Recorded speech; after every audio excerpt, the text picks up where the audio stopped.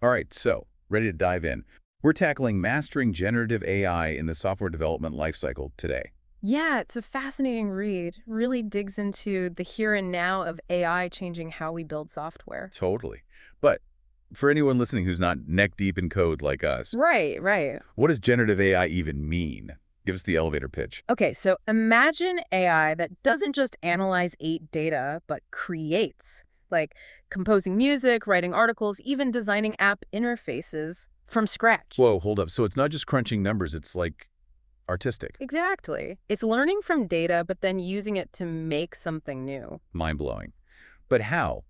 What's the tech behind this? It's a mix of wild stuff, GNs, which are like two AI battling it out creatively, pushing each other further. Then there's transformers, changing how AI gets language so they write like us now, almost. Okay, that alone is huge. Oh, and VAEs too, finding hidden patterns in data like detective work, but for like the building blocks of information. It's a lot to unpack there. But big picture, this is more than just making software faster, right? It's about doing things we couldn't before. You got it. And that's where the SDLC comes in, the software development lifecycle. Roadmap from idea to finished software, and AI is shaking up each step. Let's break it down then. Hit me with the first phase. How's AI changing things? All right, so requirements gathering. Usually tons of meetings, feedback, trying to get everyone on the same page. Crucial, but a time suck. Tell me about it. Whiteboards full of sticky notes? Still not sure we're aligned. Exactly. AA to the rescue, though. Picture AI in those meetings, not just recording, but analyzing, picking out key themes, even spotting connections you miss. So instead of me deciphering my coworker's handwriting, the AI has got a clear list of what we need. Basically, early days, but the book mentions a fintech startup used AI on their customer feedback, saved them tons of time, found insights they'd never have spotted manually. Okay, that's huge. Not just speed, but better results because of the AI.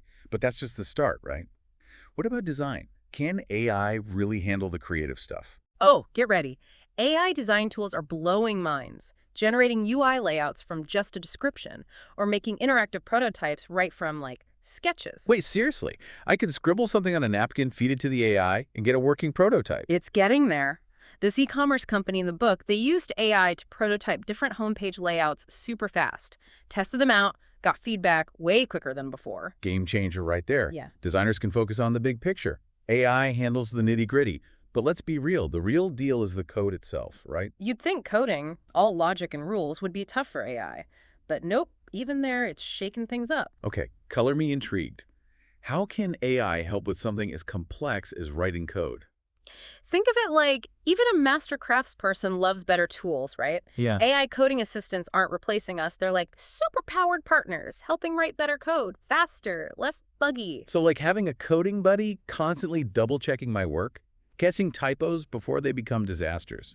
More like anticipating what you'll write next, suggesting completions, spotting potential problems instantly, even generating whole chunks of code for common tasks, like database connections. I could get used to that. Yeah. But what about testing? Surely AI can't replace good old-fashioned rigorous testing. Testing's vital, but yeah, it's often the most tedious part. But guess what? AI's got that covered too. Forget writing test cases manually. AI tools analyze your code, create the test, and even predict where bugs are most likely. So it's like a QA team that never sleeps and has a sixth sense for errors? Sign me up. There's this sauce platform mentioned in the book. They used AI and cut their testing time by like 60%. Not just faster, but finding and fixing bugs way earlier in the process. Okay, that's massive. Saves so much headache later on. But what about when the code's tested and we're ready to launch? Deployment, that nerve-wracking moment, can't be easy to AI-fy. Oh, even deployment's got its AI helpers. Imagine analyzing tons of data to figure out the best time to launch, minimizing disruption. Some systems can even automatically roll back to a previous version if something goes wrong. That is wild. Like a safety net for your software launch.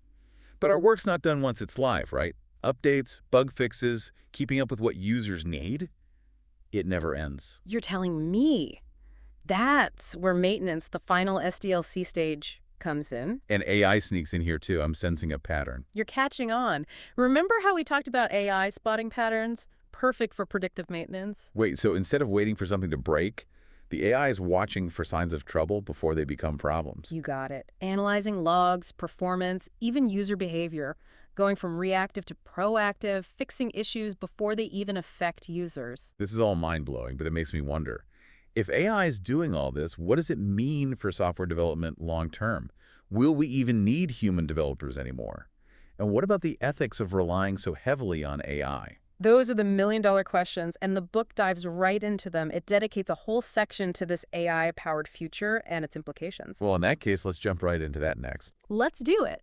So the big picture, it's not about AI replacing us devs. It's about AI augmenting us, pushing what's possible. Like imagine software that can adapt, learn, even heal itself. Self-healing software. Okay, now that sounds like we're going full sci-fi. Maybe sounds it, but the tech's getting there. Talks about research into AI that not only finds its own errors, but fixes them automatically. No more 3 a.m. pager duty calls. Sign me up. Let's not get ahead of ourselves. But it's a step. And it's not just fixing stuff. AI is going to be huge for predicting, the future of our software in a way. Oh, so, like my AI is going to tell me which features users want before they even DO. Well, I can't promise that. But think about it. AI crunching massive data, user behavior, trends, competitors, helping companies make smarter decisions about everything, from what to build to how to market it. So a crystal ball, but one that actually has data to back it up.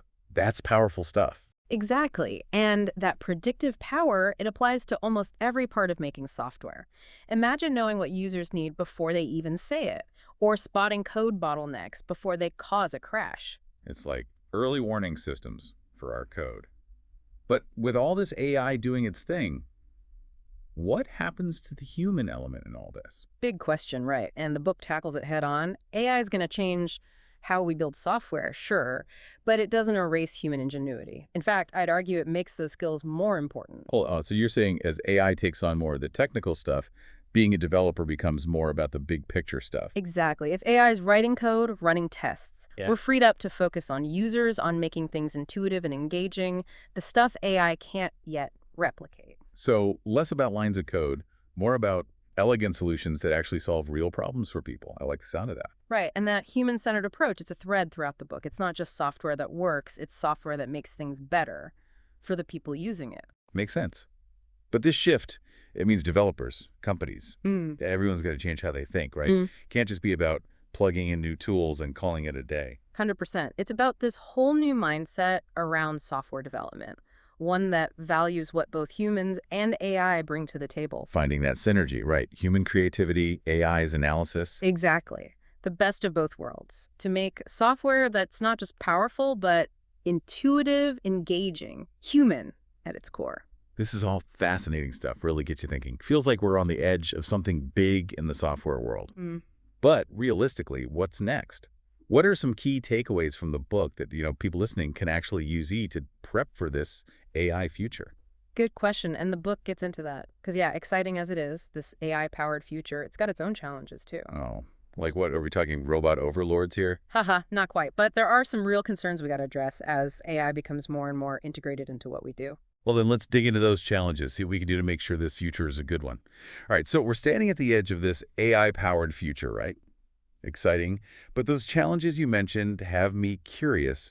What are we going to need to tackle to make sure this tech is used right? Well, the book hammers this home. A huge one is mindset. Can't just plug in new AI tools and call it a day. We got to rethink how we approach software entirely. So not just learning the latest code library, it's deeper than that. What's that look like practically? Collaboration. Human AI teamwork, not this robots taking over fear. AI is our ally, making us better, not obsolete. From verses to working alongside each other. Exactly. Imagine devs partnering with AI, both using their strengths. AI handles the grunt work, we focus on creativity, problem solving, that human touch users love. Okay, I like that partnership. But that takes trust. Yeah. We got to know these AI systems are reliable, doing what we want, not going rogue. You got to trust is everything, and we can't just assume it. We build AI that's transparent, explainable. Developers got to know how it works, why it makes choices, how to interpret what it spits out. So not just powerful AI, but trustworthy AI. That's a whole other design challenge right there. It is, and that needs ethical thinking baked in from the start. Fairness, lack of bias, making sure this benefits everyone, not just a select few. That makes sense. But being ethical takes more than just wanting to, right? It's got to be a group effort, everyone making it a priority. Totally. Starts with education devs need training on AI ethics, the tools to build responsibly. And it goes up to the companies, needing clear guidelines, a whole culture around fairness, transparency. So not just cool tech, but AI that's actually a force for good. That's ambitious. It is, but I think we can pull it off if we're thoughtful about it. This is a team effort, humans and AI alike. This whole dive into generative AI has been eye-opening, to say the least. Feels like we're on the edge of a huge shift. Not just how we code, but how we work live. Mm. Everything, almost. I'm walking away excited, a little cautious, but definitely ready to see where this goes. Big thanks to you for breaking it all down for us. Anytime. And hey, to everyone listening, this is just the start. Keep learning, keep questioning. We shape this AI future together. Couldn't have said it better myself. To everyone listening, thanks for joining us on the deep dive. Until next time, keep exploring.